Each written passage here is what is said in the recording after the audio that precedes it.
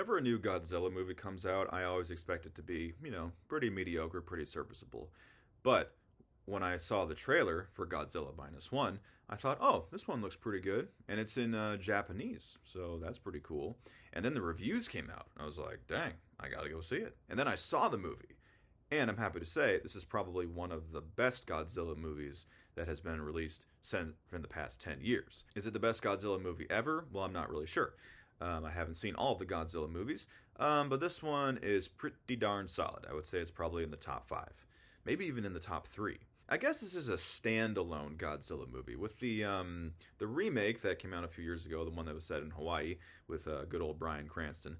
I thought that maybe they were I thought they were trying to establish some kind of continuity, like they were going to make a Godzilla universe, like the MCU or DC or whatever. But it seems like this is a completely standalone Godzilla movie, mostly because in this one Godzilla is the villain. Like he is absolutely the villain.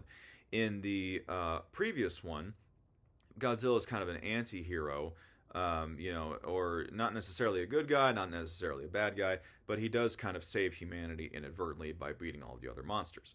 But in this one, he is definitely the villain. He wants to kill people, and people want to kill him so that they can save themselves and so that no one else dies. So he is absolutely the bad guy. He's absolutely the one you're rooting against, or I guess depending on who you are, the one you're rooting for. The scariest thing about Godzilla in this movie is his eyes. Like, it is amazing how they are able to get these sort of like wild looking eyes out of Godzilla, especially when he's like in the water and he's racing towards a ship and he kind of like pokes his head out and the camera zooms in one of his eyes. When you're sitting in the theater, you're just like, oh my gosh, he's about to eat them. When Godzilla is on land, I will say that he like kind of moves a bit awkwardly. Like he moves very like robotically. Like it looks as if like maybe they were trying to do some kind of tribute to the original one where they had to do like stop motion and stuff like that. But for a 2023 audience to watch it, I thought it was just kind of awkward. But it doesn't take away from the fact that he is terrifying. Like, and going back to the fact that he's a villain, like in the very beginning scene, he attacks an island and it's dark out. And so my first thought was that maybe this is a different creature. Maybe this isn't even Godzilla. And, right at the moment where these guys are going to die, Godzilla comes swooping in and saves the day. But that's not how it works. It actually is Godzilla, and he actively tries to kill humans.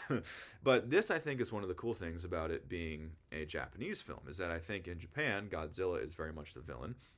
But over here in the US, maybe culturally we don't like the fact that Godzilla is a villain, so we've tried to sort of water it down. But over in Japan, they say, no, he is in fact the villain, and we do in fact have to try and stop him. That is complete hearsay. I have no idea if that's accurate at all. I have no idea if that's grounded in any kind of reality, but that's just what I theorize. This movie, a common criticism about most Godzilla films is that you can't really care about the humans. The human characters are kind of bland, whereas Godzilla is the main pull. And I would say that this movie basically does the opposite. I did really care about the humans. The humans were the main pull, at least a few of them were, and Godzilla was kind of the side character, which is a pretty impressive feat to say, in a movie that's literally titled Godzilla. And even then, I would probably say that the main reason why people go to see these movies and pay for them is for Godzilla, the Godzilla scenes. But me just saying that's the reason why Godzilla movies kind of shove the humans characters to the side in favor for the Godzilla scenes. But I think that in this one they actually made it a compelling story, an emotional story that you can get invested in which you really cared about the characters. Up until one scene that is an unforgivably stupid scene where anyone and their mom knows the proper solution for a character's dilemma. Like it's one of those scenes where you're like, all you had to do was blank. And instead you do blank? We've all been there. We all know about those scenes that I'm talking about. And there's this one scene that is the solution is so painfully obvious that when it happened in the theater, I literally went like this. I literally did that. It's this like emotional scene. It's in slow motion and everything. And I'm just going like, why would you do that? Why would you do that? That is so, yeah. It was It was so the only adjective I can think of to describe how stupid it is unforgivable. Unforgivably stupid. So there's that.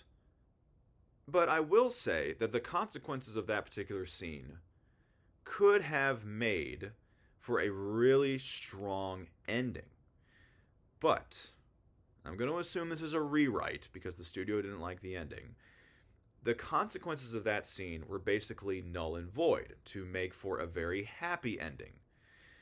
If the consequences of that scene that I'm describing, that was unforgivably stupid, were to remain, then the ending would have been really sad.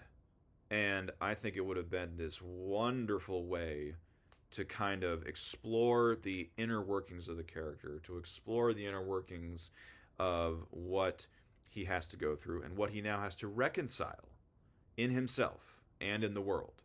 But because they made it a happy ending, therefore nullifying the unforgivably stupid scene, then it just adds to how dumb that scene is. I don't know if I'm making any sense here, but if you watch the movie, you know exactly what I'm talking about. So I didn't appreciate that at all. But aside from that, it was really, really good. It was really, really solid. The action scenes, of course, with Godzilla, attacking the humans and the humans trying to attack him were fantastic. The scene where the humans are kind of like bonding together and they're sort of rallying each other to rise up and defeat Godzilla was really cool. Their plan to defeat him was really cool. It was a little, fantastical, but like, what do you expect? It's a Godzilla movie, and it was really, really fun. The music was really great. It definitely added to the terror of Godzilla being there, and you were kind of like rooting for the humans the whole time, but in the back of your head, you knew that Godzilla was going to be the victor. So that is the kind of psychology that you want to experience as a viewer of any kind of Godzilla movie. Definitely check this one out if you haven't already. Like I said, it's at least in the top 5 of all Godzilla movies, maybe even the top 3.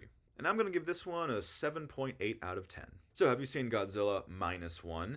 If you have, what did you think about it? Let me know down in the comments below. Thank you everyone so much for watching. I truly appreciate it, and I'll see you on the next cinematic adventure.